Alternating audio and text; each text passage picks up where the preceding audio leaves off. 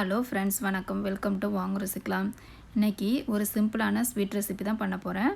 பால் பாயசம். இது பிகினர்ஸ் கூட வீட்டில் ஈஸியாக பண்ணிடலாம். ஏற்கனவே நிறைய பாயசம் ரெசிபி போட்டிருக்கேன் சேனலில், பார்க்காதவங்க பாருங்கள். வீட்டில் நம்ம ஸ்வீட் சாப்பிட்ணுன்னா இதை சட்டுன்னு பண்ணி சாப்பிட்லாம்.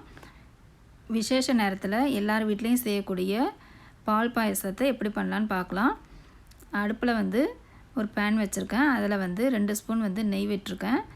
நெய் நல்லா சூடானே முந்திரியை வறுத்துக்கலாம். நான் ஒரு 10 முந்திரியை உடச்சி வச்சுருக்கேன். அந்த முந்திரியை நெய்யில் சேர்த்துட்டு நல்லா பொன்னிறமாக வர அளவுக்கு நம்ம வறுத்து எடுத்துக்கலாம். இப்போ வறுத்ததை ஒரு தட்டில் மாற்றிட்டேன். இப்போ அதே பேனில் 50 கிராம் சேமியா எடுத்திருக்கேன். சேமியா நல்லா வறுபடணும். அதாவது ஹை ஃப்ளேமில் வச்சு வறுத்துடக்கூடாது, தீஞ்சிடும். பாயசத்தோட கலரும் மாறிடும். அதனால் சிம்மில் வச்சு நல்லா வறுத்துக்கணும். நீங்கள் வறுத்த சேமியா, வறுக்காத சேமியா, எந்த சேமியா இருந்தாலும் நம்ம ஒரு டைம் வறுத்து எடுத்துக்கணும். அதை ஒரு தட்டில் மாற்றிக்கிறேன். இப்போ அதே பேனில் 25 கிராம் ஜவ்வரிசி எடுத்திருக்கேன். ஜவ்வரிசியை நல்லா வறுத்துக்கணும்.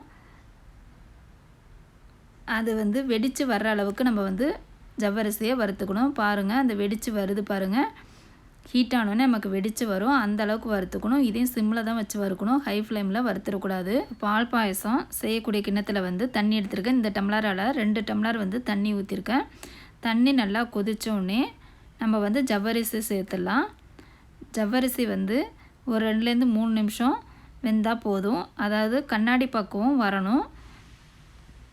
நல்லா கலக்கி விட்டுட்டு நம்ம கண்ணாடி பக்குவம் வர்ற அளவுக்கு கொதிக்க விட்டால் போதும். பாருங்கள், இந்த அளவுக்கு வெந்தால் போதும். நல்லா வெந்து வந்திருக்குது. இப்போ இந்த சமயத்தில் நம்ம சேமியாவை சேர்த்துடலாம். பாதி வெந்தோடனே ஜவ்வரிசி சேமியாவை சேர்த்துட்றேன். சேமியாவும் ஒரு 2லேருந்து 3 நிமிஷம் வெந்தால் போதும். ரொம்ப ஹை ஃப்ளேமில் வேணால் சிம்மில் வச்சு வேக வச்சா போதும். அதுவும் ஈஸியாக வெந்து வந்துடும் நமக்கு.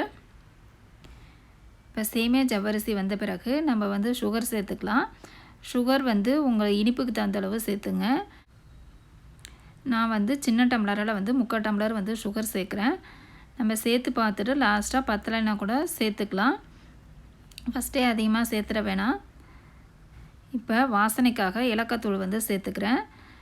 சுகரோட ஏலக்காய் 2 மிக்ஸி ஜாரில் போட்டு நுணுக்கி இதோட சேர்த்துக்கிறேன். பால் கெட்டியான பால் இந்த பாயசத்துக்காக 3/4 கிண்ணம் காய்ச்சி தனியாக ஆற வச்சுருக்கேன். சூடாக சேர்த்துடக்கூடாது பால். ஏன்னா சேமியா ஜவ்வரிசி சூடாக இருக்கிறதுனால பால் ஆறி இருக்கணும். அப்படி ஏதாச்சும் ஒன்று ஆறி இருந்தால் தான் நமக்கு பால் பாயசம் கெட்டி இல்லாமல் நல்லா லாஸ்ட்டு வரைக்கும் கரெக்டான பக்குவத்தில் இருக்கும். அது ஜவ்வரிசி சேமியா ஆறி இருக்கணும், இல்லைன்னா பால் ஆறி இருக்கணும். அப்போ ஏதாச்சும் ஒன்று சூடாக இருந்து ஒன்று ஆறி இருக்கும்போது தான் நமக்கு லாஸ்ட்டு வரைக்கும் கெட்டியாகாமல் தண்ணியாக இருக்கும். இப்போ வறுத்த முந்திரியை லாஸ்ட்டாக இதோட சேர்த்துடலாம். நீங்களும் இந்த டேஸ்டான பால் பாயசத்தை வீட்டில் கண்டிப்பாக செஞ்சு பாருங்கள். செஞ்சு பார்த்துட்டு ஃப்ரெண்ட்ஸ் அண்ட் ரிலேட்டிவ்ஸ்க்கு ஷேர் பண்ணுங்கள். வாங்க ருசிக்கலாம்க்கு சப்ஸ்கிரைப் பண்ணுங்கள். தேங்க்யூ ஃபார் வாட்சிங்.